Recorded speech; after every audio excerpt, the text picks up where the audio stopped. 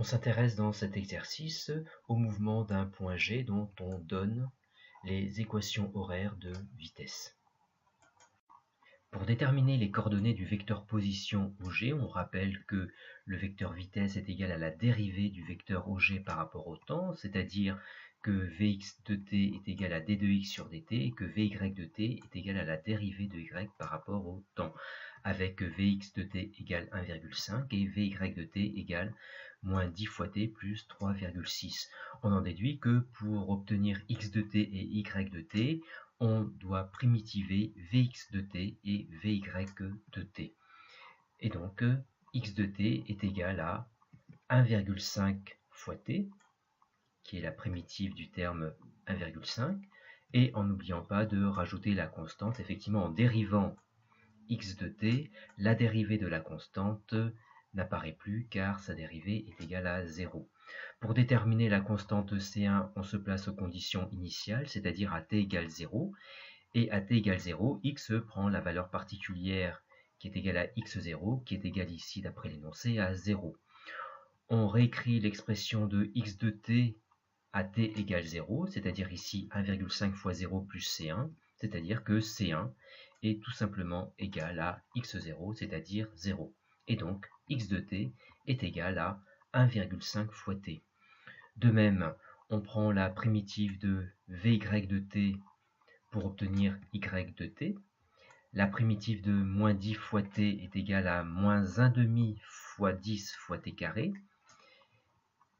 plus la primitive de 3,6 qui est égale à plus 3,6 fois t, et on n'oublie pas de rajouter là encore la constante, ici C2, que l'on identifie en se plaçant aux conditions initiales. À t égale 0, y est égal à y0, qui est égal ici, d'après l'énoncé, à plus 0,50.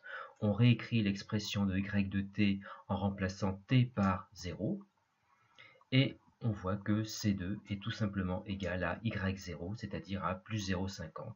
On en déduit donc l'expression de y de t qui est égale à moins 5t carré plus 3,6t plus 0,5.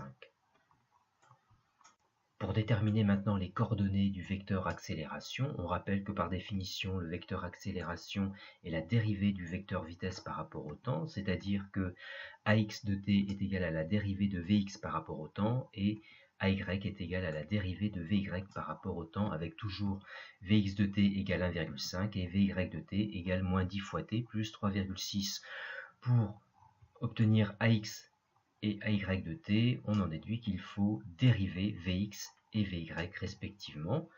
Vx est égal à 1,5, sa dérivée est donc nulle, Ax de t est donc égal à 0.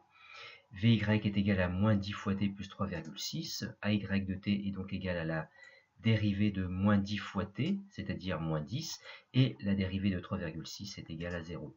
Ay de t est donc égal à moins 10, tout simplement. On rappelle les équations horaires de position, c'est-à-dire les coordonnées du vecteur position, les équations horaires de vitesse qui étaient données dans l'énoncé, et les coordonnées du vecteur accélération que nous venons de déterminer. Pour déterminer l'équation de la trajectoire y égale f de x de g, on utilise les équations horaires de position x de t et y de t.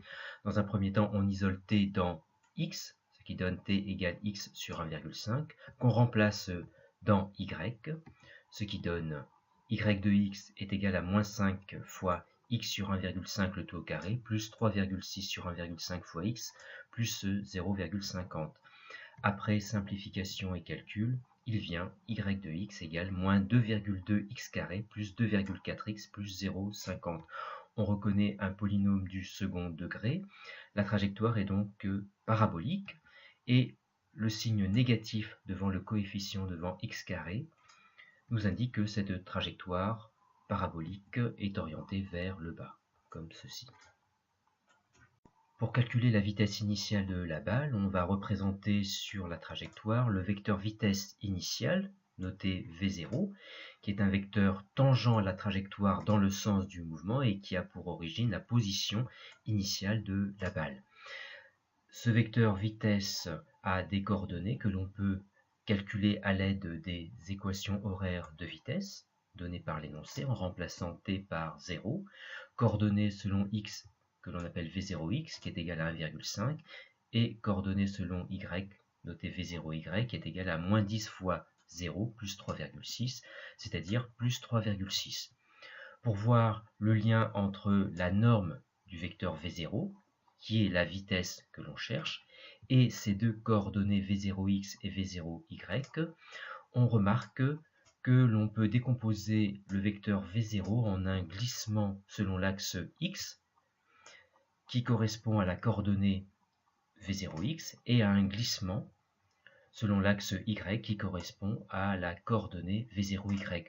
On remarque que les signes positifs de V0x et V0y traduisent que ces deux glissements se font dans le sens des deux axes respectivement. On reconnaît ici un triangle rectangle, on peut donc appliquer le théorème de Pythagore qui nous dit que le carré de l'hypoténuse, c'est-à-dire V0 carré, est égal à la somme des carrés des deux autres côtés, c'est-à-dire V0x carré plus V0y carré.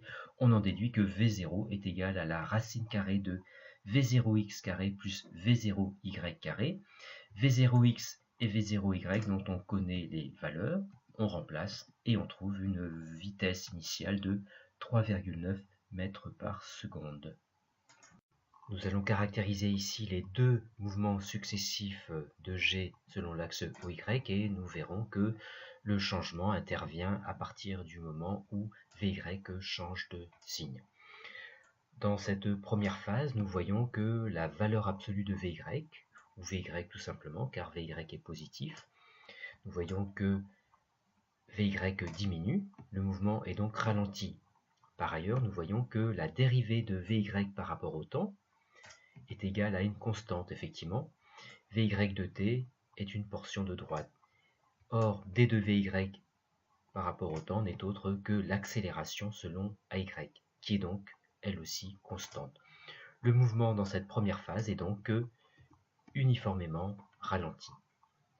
Dans la deuxième phase, nous voyons que la valeur absolue de VY augmente cette fois-ci. Le mouvement est donc accéléré et la dérivée de VY par rapport au temps est toujours égale à une constante, car VY de t est toujours une droite, c'est-à-dire que l'accélération dans cette phase est toujours une constante.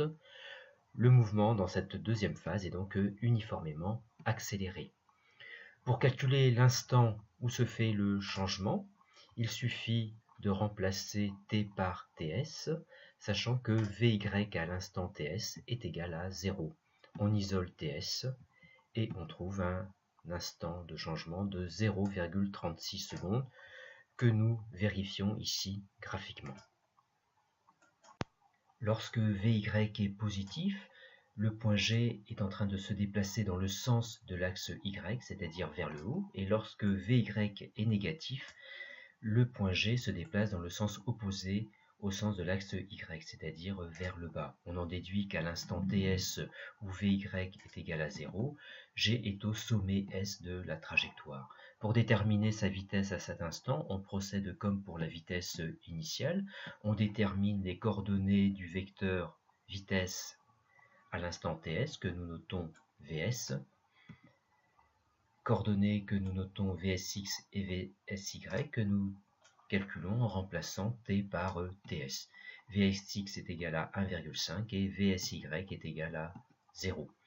On en déduit la norme du vecteur vs, c'est-à-dire la vitesse au sommet, notée tout simplement vs, qui est égale à la racine carrée de vsx carré plus vsy carré, vsy étant égal à 0, vs est donc égal à la valeur absolue de vsx, qui vaut ici 1,5 mètres par seconde.